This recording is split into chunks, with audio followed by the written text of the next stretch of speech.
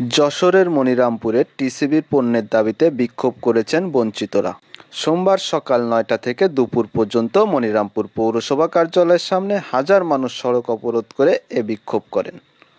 এ সময় পৌরসভার প্রশাসক ও উপজেলা নির্বাহী কর্মকর্তা নিশাত তামান্নার অপসারণ দাবি করেন তারা। আন্দোলনকারীরা সড়কে অবস্থান নেওয়ায় যশোর চুকনাগর মহাসড়ক মনিরামপুর বাজারের দুপাশে তীব্র যানজট সৃষ্টি হয়।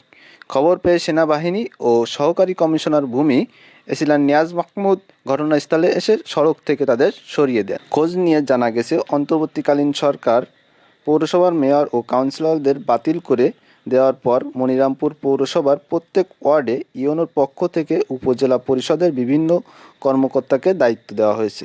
তাদের মাধ্যমে টিসিবির কার্ড বিতরণের কথা থাকলেও মনিরামপুরে সেটা হয়নি। অপরদিকে বিএনপি নেতাদের দাবি, আগে আওয়ামী লীগের সচ্ছল ব্যক্তিরা টিসিবির পণ্য পেতেন, বর্তমান ইউনো নিশাত তামান্না সেগুলো পরিবর্তন না করে আগের তালিকায় টিসিবির পণ্য দিচ্ছেন। তারা আরও বলেন, এই ইউনো আওয়ামী লীগের দোষর, তিনি বর্তমান সরকারকে সমালোচিত করতে কাজ করছেন, তাকে দ্রুত মনিরামপুর থেকে অপসারণ করা দরকার।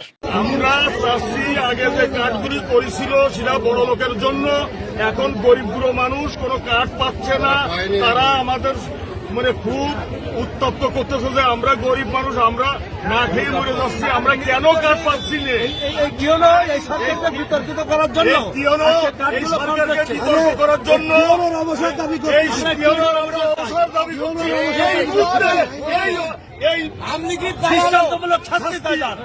চাচ্ছি তার আমরা অপসারণ চাই এবং স্ট্যান্ড রিলিজ চাই। তার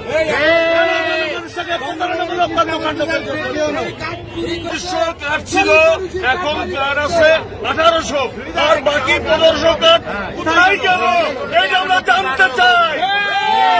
পরে পৌরসভার প্রশাসক নিশাত তামান্না এসে বিএনপি, জামাত ও ছাত্র প্রতিনিধিদের নিয়ে বৈঠক করে কারা টিসিবির পণ্য পাওয়ার যোগ্য সেটা দেখার জন্য 10 জনকে দায়িত্ব দিয়েছেন।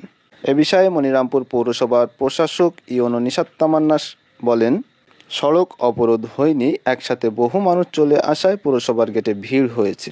নিজের অপসারণ দাবির বিষয়ে ইউনো বলেন, পৌরসভায় 2712টি কার্ডের মধ্যে 2296 কার্ড তৈরির তালিকা 5 আগস্টের আগের। এই তালিকা তৈরিতে আমার কোনো সংশ্লিষ্টতা নেই।